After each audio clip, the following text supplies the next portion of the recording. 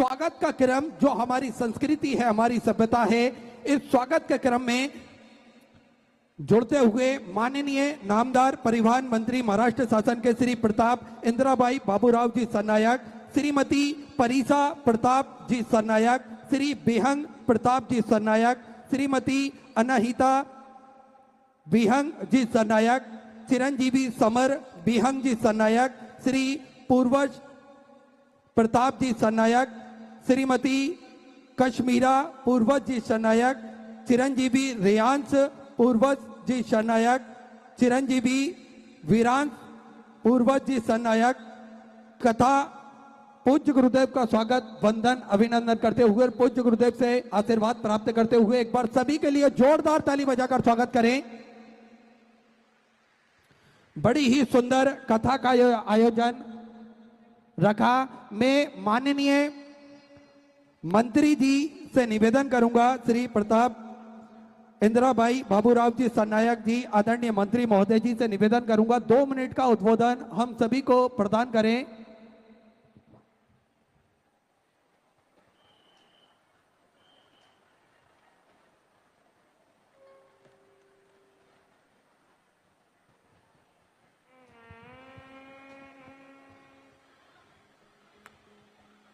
हर हर हर हर ओम नमः शिवाय।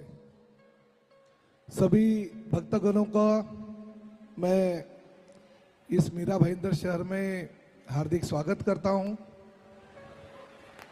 आदरणीय गुरुवर्य द्रविड़ गुरुजी, आदरणीय गुरुवर्य कथाकार जिनका पूरे जग में नाम है, पंडित प्रदीप मिश्रा जी,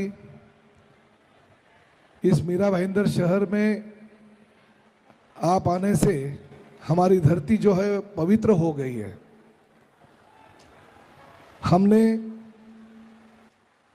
पिछले साल धर्म सभा का आयोजन किया था और उस वक्त हमने तय किया था कि गौ माता को राज्य माता का दर्जा दिया जाए। तत्कालीन मुख्यमंत्री आदरणीय एकनाथ शिंदे जी ने हमारे शंकराचार्य जी को ऐसा कहा था कि किसी भी परिस्थिति में मैं ये पवित्र काम करूंगा। और पंडित जी पिछले ही साल आदरणीय मुख्यमंत्री एकनाथ शिंदे जी ने गौ माता को राज्य माता का दर्जा दे दिया। और साथ ही में महाराष्ट्र में मराठवाड़ा में बहुत ही परिस्थिति अतिवृष्टि से खराब हो गई थी। हमारे किसानों की जमीनें बह गई थी, उनके खेती किए हुए सब अनाज बह गए थे। और साथ में हमने देखा कि ऐसी परिस्थिति में जो उनके गुरुदेव के प्राप्त हो, उनका आशीष हम सभी को प्राप्त हो।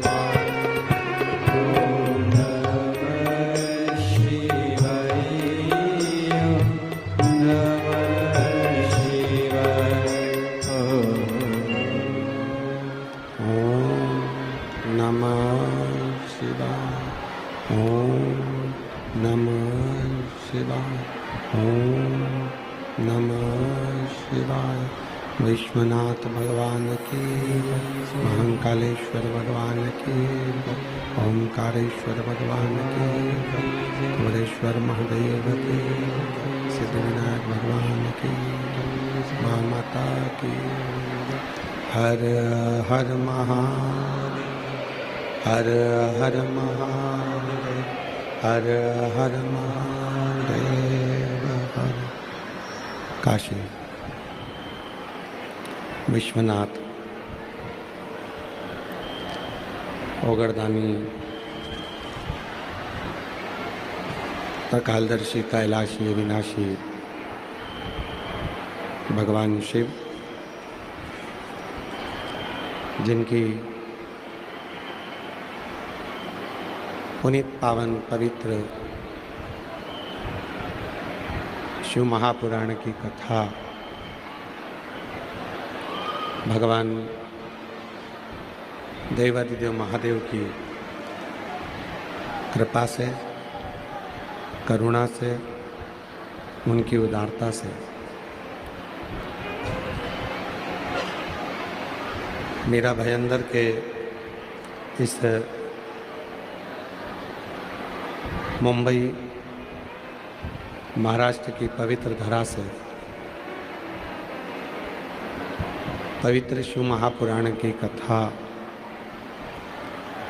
श्रवण करने का सौभाग्य बाबा देव अधिदेव महादेव की कृपा से प्राप्त हुआ है।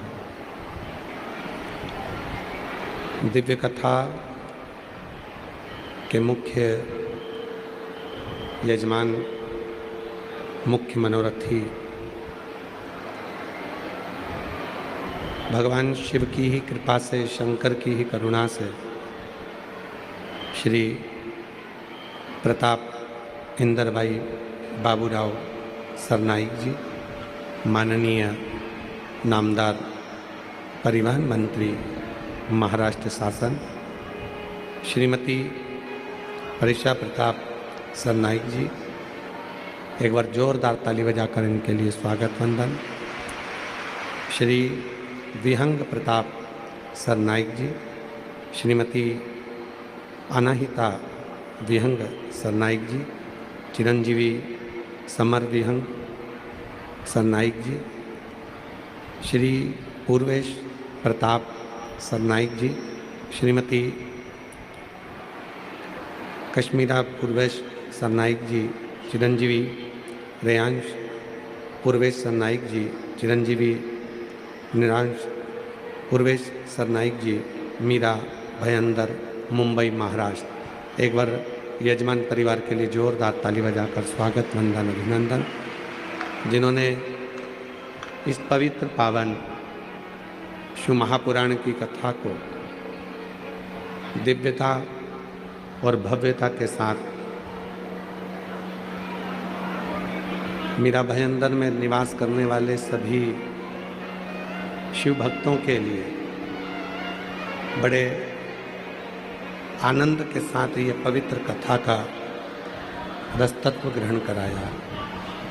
कथा मंडप में पधारे पद्मश्री पंडित गणेश्वर शास्त्री जी, द्रविड़ वाराणसी से, जिनका आशीर्वाद हमेशा इस व्यासपीठ पर प्राप्त होता रहा है। भगवान श्री राम जी की अवध में जो प्राण प्रतिष्ठा का मुहूर्त निकाला गया, वो पूज्य गुरुदेव पंडित श्री गणेश्वर शास्त्री जी, द्रविड़ वाराणसी जी द्वारा निकाला गया। एक बार उनके लिए भी जोरदार ताली बजाकर साधुवाद। ये पवित्र पावन अवसर है भगवान की अविरल कथा को श्रवण करने का।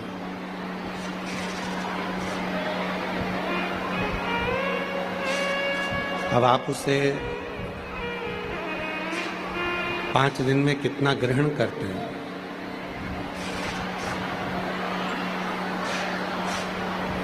पाँच दिन में आप उसे कितना ग्रहण करते हैं, कितना लेते हैं, ये आपके ऊपर निर्भर करता है। तेरी कृपा बिना न हिले एक भी अणु, लेते श्वास तेरी कृपा से बखान क्या करूं मैं राखों के का, चपटी भगोत मेरे खजाना कुबेर का।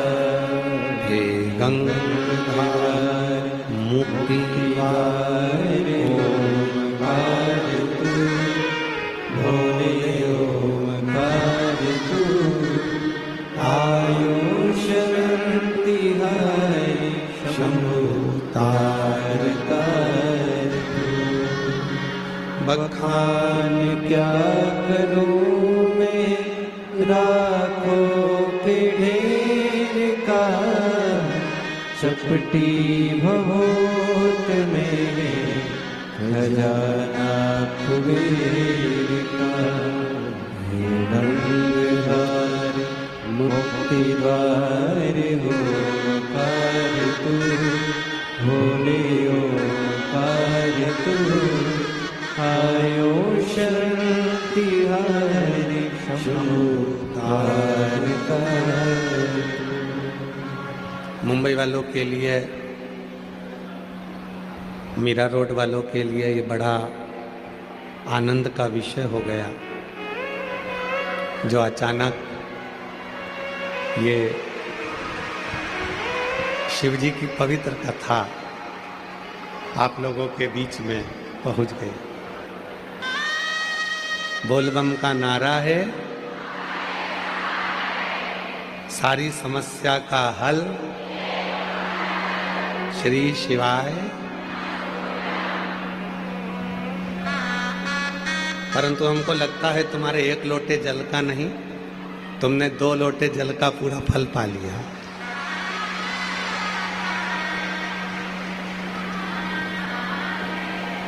और वो 2 लोटा जल जो तुमने सावन के महीने में चढ़ाया,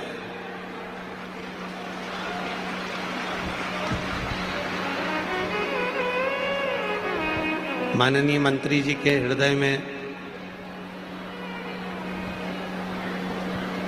ये भाव प्रकट हो गया कि एक शिव महापुराण की दिव्य कथा अपने मीरा भाईंदर महाराष्ट्र में, मुंबई में होना चाहिए।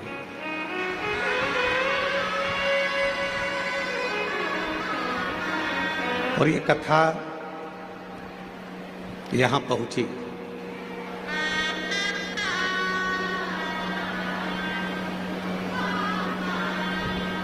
अभी माननीय मंत्री जी कह रहे थे कि जब आते समय कि गुरुजी, हमारे यहाँ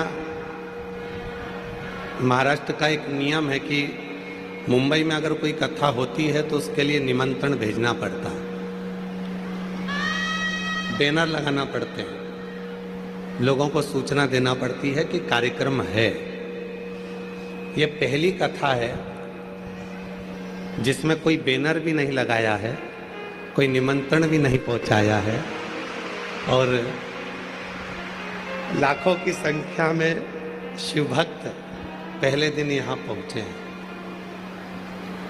अब मंत्री जी का तो काम था कि उन्होंने इस दिव्य आयोजन को आप लोगों के लिए कराया।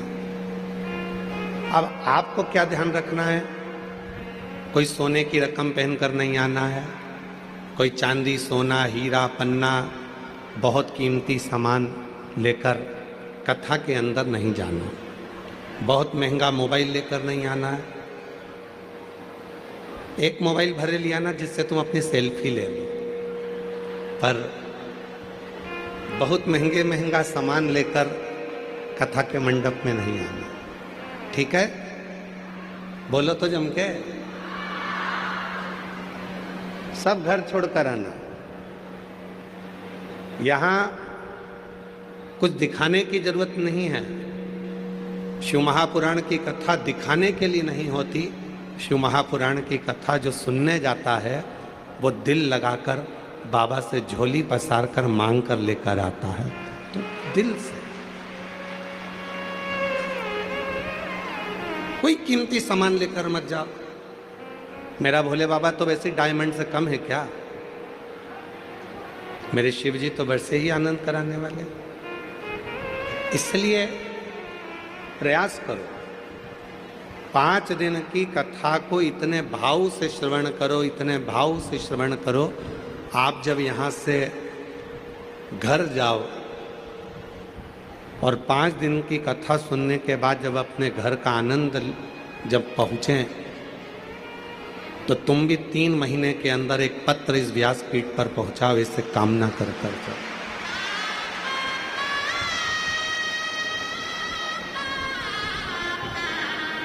जिस शिव महापुराण की कथा को श्रवण कर रहे हो, ये कथा कोई साधारण नहीं।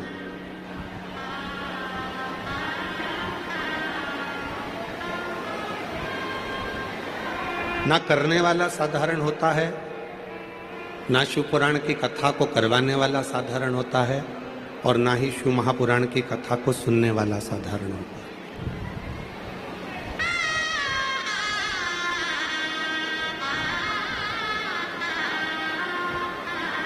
जिन्होंने इस पवित्र कथा को मीरा रोड मीरा भयंदर में, महाराष्ट्र में, मुंबई में इस कथा को करवाया श्री प्रताप इंद्रभाई बाबूराव सरनाइक जी, श्रीमती परीक्षा प्रताप सरनाइक जी। ये भी कोई साधारण नहीं है। शिव महापुराण की विद्येश्वर संहिता में लिखा है कि जो कथा का दिव्य भव्य आयोजन कराता है, कथा का जो यजमान पद ग्रहण करता है, वो स्वयं शंकर और पार्वती का रूप होता है। इसलिए ये भी साधारण नहीं है जो यजमान कथा करता है।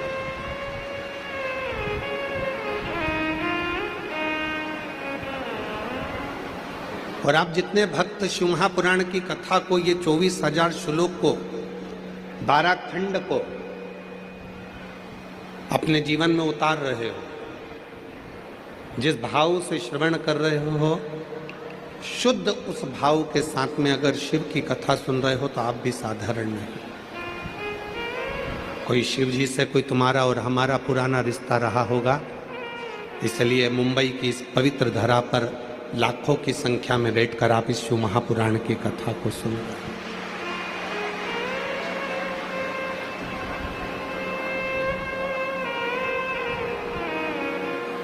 जब हम कल रात्रि को यहाँ पहुँचे तो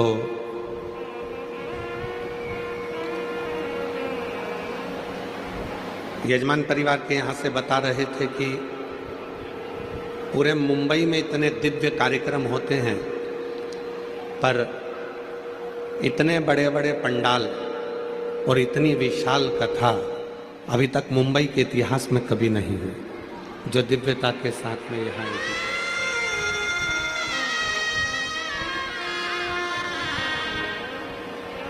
और ये केवल कथा नहीं है,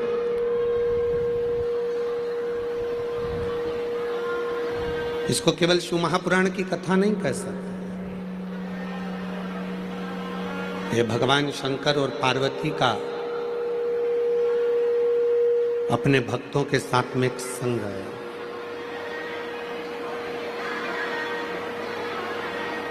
शिव भक्ति का एक संग, भगवान शंकर की अविरल भक्ति का एक संग, ये शिव महापुराण की कथा है।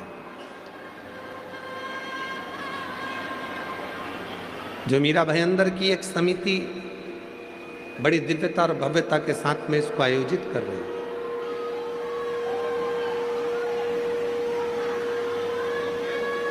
और पूरी कथा की शुरुआत एक देवराज नाम के ब्राह्मण से होती है।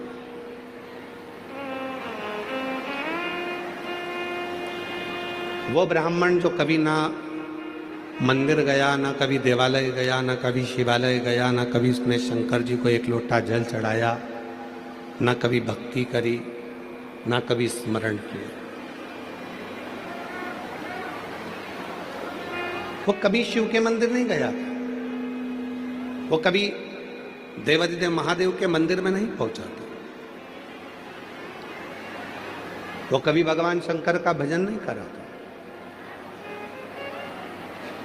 कभी स्मरण भी नहीं किया था।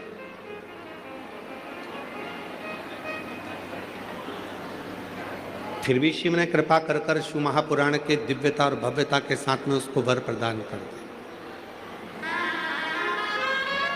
और आज इस व्यासपीठ से जरूर कहूंगा कि माननीय मंत्री महोदय श्री प्रताप इंदरभाई बाबूराव साहब सरनाइक जी, श्रीमती परीक्षा प्रताप सरनाइक जी, मैं आपसे निवेदन करूंगा, जरूर आपके माता पिता या आपके दादा परदादा शिव जी के भक्त रहे होंगे, इसलिए बाबा ने ये कथा आपके माध्यम से यहाँ करी। ये शिव की कृपा, ये शंकर की।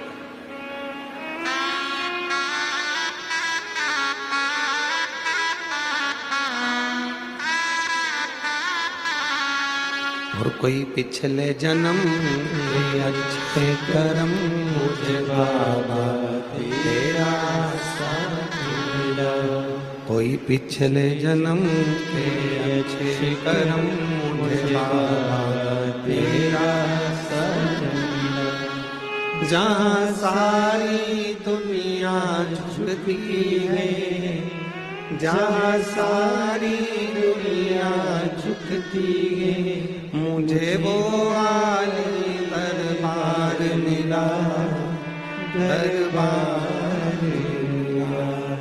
कोई पिछले जन्म के अच्छे कर्म मुझे बाबा तेरा सत मिला। कोई पिछले जन्म के अच्छे कर्म मुझे बाबा तेरा सत मिला। कोई पूर्व का कर्म होगा जिसका फल मिला है। देवराज नाम का ब्राह्मण के घर में जन्म लिया, ब्राह्मण कुल में जन्म लिया, ब्राह्मण के मकान में जन्म लिया, ब्राह्मण के घर में जन्म लिया, फिर भी ब्राह्मण कर्म नहीं कर पाया।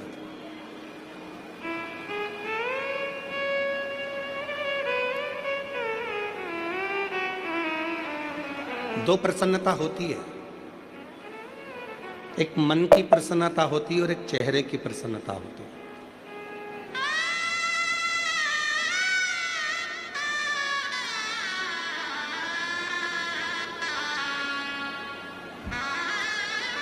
और संसार में अगर आपको सफल होना है तो ये दोनों प्रसन्नता का ध्यान रखना पड़ेगा। मन की प्रसन्नता का भी ध्यान रखना पड़ेगा और चेहरे की प्रसन्नता का भी ध्यान रखना पड़ेगा। अभी छत्तीसगढ़ के नगपुरा में कथा थी तो हमने कहा था अपनी स्माइल और अपनी स्टाइल कभी कम मत होने दो। ना अपनी स्माइल कम होने दो, ना अपनी स्टाइल कम होने दो। ये दोनों चीजें बरकरार रखें। और आज फिर शिवपुराण की कथा इस महाराष्ट्र के मुंबई शहर से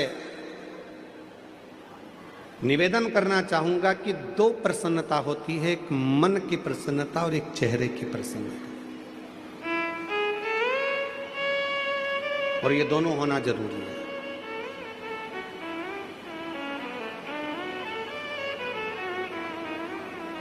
घर बहुत अच्छा है, परिवार बहुत अच्छा है, घर में रहने वाले बहुत अच्छे हैं, पर उसी घर में यदि कोई ना कोई मुंह फुला के रहता है, एकदम मुंह फुला लिया, भगोने जैसा मुंह कर लिया, ना किसी से बोलना, ना चालना, ना बात, ना चित,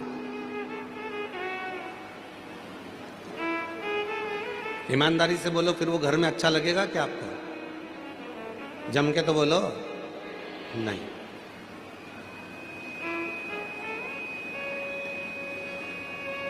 ये तो उसी में का हाल हो जाएगा कि घर तो अच्छा बनाया, बंगला अच्छा बनाया, महल अच्छा बनाया, पर उसमें रहने वाले जितने सदस्य हैं उनका चेहरा खिला नहीं।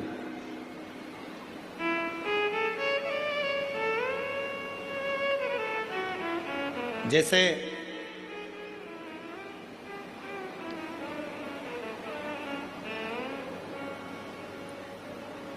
चार लोग घूमने के लिए अमेरिका गए।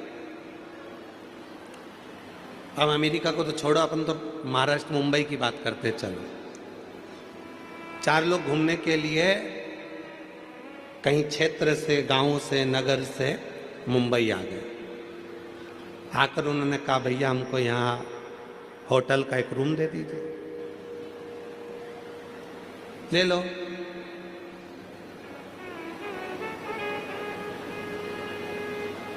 चाबी दे दो,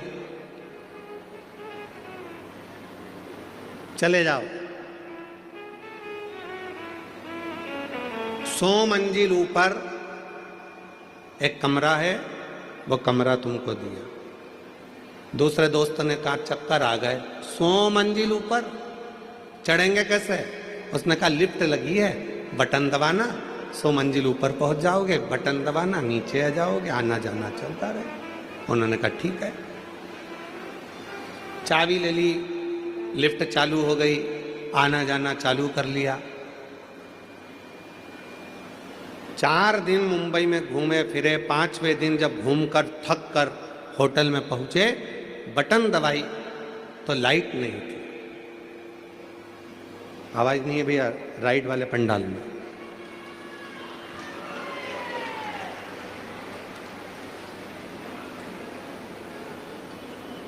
रोज आना जाना करा, पर 4 दिन बाद वापस आए तो लिफ्ट चालू नहीं थी, लाइट नहीं थी। खूब बटन दबाई पर वो लिफ्ट नहीं आई। मैनेजर से पूछा, क्यों भैया, हमको 100 मंजिल ऊपर जाना है, कैसे जाएं? तो कहा जनरेटर खराब हो गया है, लाइट है नहीं। या तो एक काम करो कि सीढ़ियों से चढ़ते चढ़ते 100 मंजिल ऊपर पहुंच जाओ। सीढ़ियों से चढ़ते हुए 100 मंजिल। चारों ने विचार करा, हमारे बस की बात नहीं है, हम तो नीचे सो जाएंगे दरी बिछा कर। उन्होंने कहा ठीक है, 10,000 रुपये किराया लगेगा। उन्होंने कहा फिर तो हम ऊपर ही चले जाएंगे। चारों व्यक्ति ने विचार करा, अपनी अपनी बात निकालो, दुख भरी कथा कहो, अभी पहुंच जाएंगे। पहले व्यक्ति ने अपनी दुख भरी कथा कही, 20 मंजिल ऊपर पहुंच गए। दूसरे ने अपनी कथा कही, 40 मंजिल ऊपर पहुंच गए। तीसरे ने अपनी दुख भरी कथा कही, 80 मंजिल ऊपर पहुंच गए। अब चौथे व्यक्ति से कहा कि तू अपनी दुख भरी कथा कहा। सुना, उसने कहा मैं अपनी दुख भरी कथा कहूँगा तो तुम सब रो पड़ोगे, इसलिए नहीं कहूँ तो अच्छा है। चलते चलते 90 मंजिल ऊपर पहुंच गए। फिर 95 मंजिल ऊपर पहुंच गए। उस चौथे व्यक्ति से कहा तू अपनी दुख भरी कथा कहे। उसने कहा मेरी दुख भरी कथा केवल इतनी है कि कमरे की चाबी नीचे रह गई है।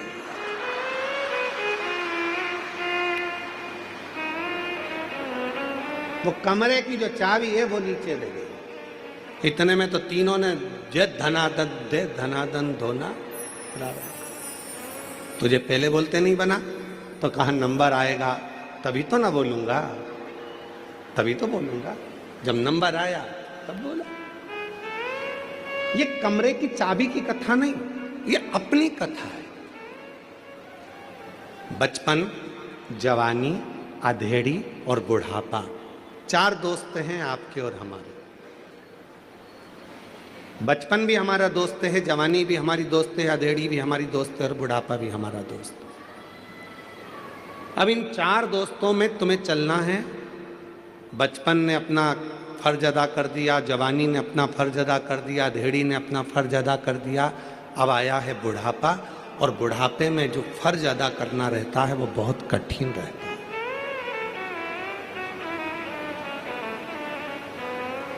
चार बेटे हैं, 3 बेटे हैं, 2 बेटे हैं, 1 बेटा है, सबको साथ, सबको।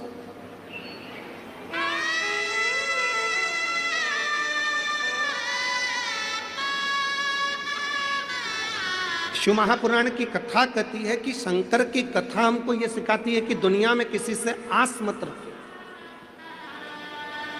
केवल यदि आस रखना है तो मेरे देव अधिदेव महादेव की कथा कहती है कि दुनिया में अगर संसार में जन्म लिया है, मृत्यु लोक में आए हो, तो केवल 2 जनों से आस और विश्वास रखो। एक भगवान देव अधिदेव महादेव से, एक माता पार्वती जी से। अपना आस और अपना विश्वास इन दोनों पर रखिए, दोनों पर रखो। तुम जिन जिन से आस लगाकर बैठोगे, जब तुम्हारी आस टूटेगी तो दुख तुमको होगा। कितना आस लगाते हो?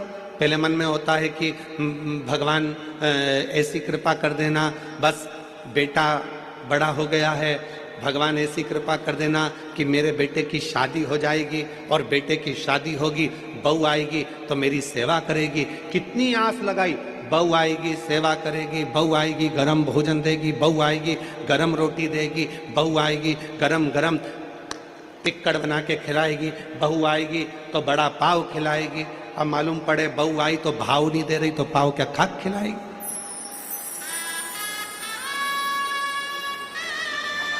आस टूटा,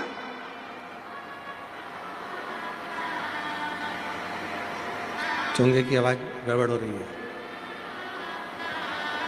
आस टूटी, और आस टूटी तो दुख तुमको होगा। आस टूटी, चोंगे की आवाज गड़बड़ हो रही है। बाहर जो है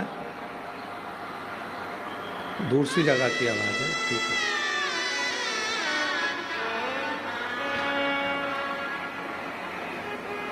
फिर आस लगाई कि बहुत कुछ प्राप्त करूंगा और वो आस पूरी नहीं हुई तो दुख हुआ। शिव कथा कर रही है। आस अगर लगाना है तो केवल हमारे देव अधिदेव महादेव से, भगवान से। किसके भरोसे आए हो यहां पर? महादेव के, सियोर वाले महाराज के भरोसे नहीं।